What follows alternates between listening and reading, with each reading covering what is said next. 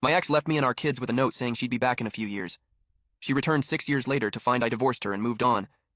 The legal process had been surprisingly straightforward after 3 years of zero contact. Court classified it as voluntary abandonment. Eleanor's adoption paperwork went through without a hitch. The kids were ecstatic to officially change their last names to match ours. Last Tuesday, everything changed again. I was making coffee when I heard Eleanor gasp from the living room. Through the window, we watched my ex climbing out of a U-Haul truck, pulling suitcases toward our front door. She still had our old house key. She walked straight into our kitchen like she owned the place. She dropped her suitcases right in the middle of our kitchen floor like nothing had happened.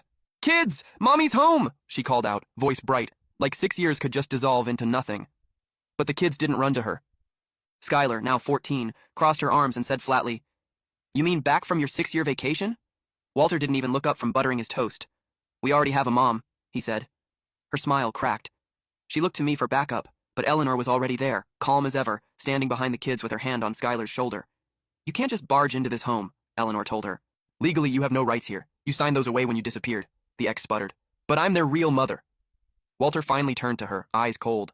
A real mom doesn't leave her kids for 6 years. Silence fell heavy. Even she couldn't argue with that. I reached into the drawer, pulled out the thick envelope that held the adoption papers, the court orders, all of it, and dropped it onto the counter in front of her. "This is the only thing that's real. You left. You abandoned them. And while you were gone, we built a family, a better one."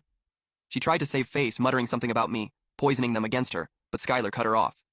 "You did that all by yourself." The final blow came when our neighbors, who'd heard the commotion, peeked in from the porch. Eleanor waved them in, and before long there were half a dozen familiar faces standing in our kitchen. These were people who had helped us when she disappeared, who had cheered at Walter's games, who had baked cookies with Skylar. One by one, they gave her the kind of look you don't come back from. Disgust, disappointment, pity. Flustered, she grabbed her suitcase. Her grand entrance turned into a walk of shame. She slammed the door behind her, the sound echoing in the house she no longer belonged to. Walter smirked. "Guess she finally figured out the locks." Skylar added, "Too bad she doesn't have the key to us anymore." Eleanor squeezed their shoulders. "You two are amazing." And that was it. The chapter closed not with rage or chaos, but with her exposed for what she was. Someone who walked away and could never walk back in.